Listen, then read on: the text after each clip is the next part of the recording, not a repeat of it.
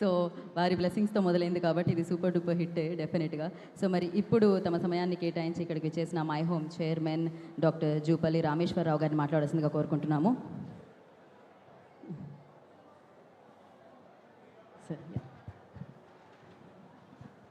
జై శ్రీమన్నారాయణ.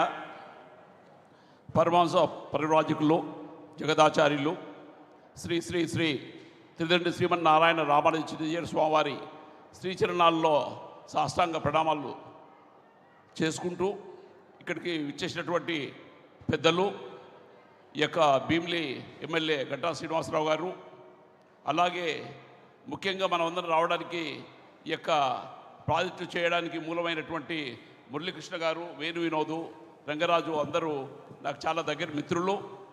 ఈ యొక్క ఎన్నో రోజుల నుంచి ప్రాజెక్టు శ్రీనివాసరావు గారు అన్నట్టు ఈ దేనికైనా టైం రావాలి.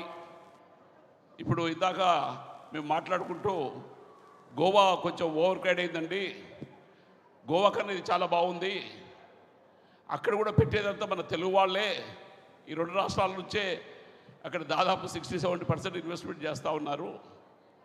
అది కొంచెం మనం ఈ వైజాగ్ ప్రాంతాన్ని డెవలప్ చేసుకుంటే బాగుంటుంది. ఎందుకంటే అంతకన్నా ఇంకా మంచి సీనిక్ బ్యూటీ ఉన్నది, ఇక్కడ మంచి సముద్రం ఉన్నది.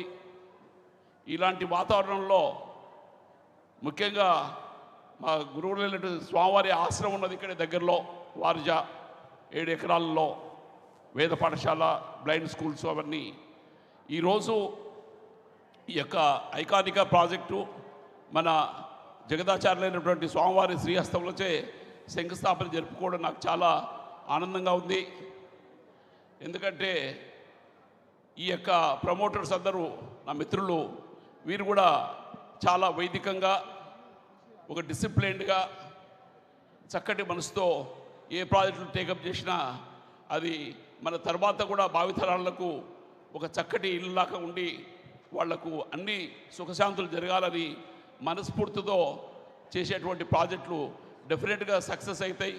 ఐకానిక అనే పదాన్ని కూడా మించి ఇక్కడ జరగాలని ఈ ప్రాజెక్టు కోరుకుంటూ, మనస్ఫూర్తిగా కోరుకుంటూ, ఈ యొక్క ప్రాజెక్టు చేసినటువంటి మిత్రులు మురళీకృష్ణ గారికి, వేణు వినోద్, రంగరాజన్ అందరు వాళ్ళ పిల్లలు నెక్స్ట్ జనరేషన్ కూడా వచ్చారు.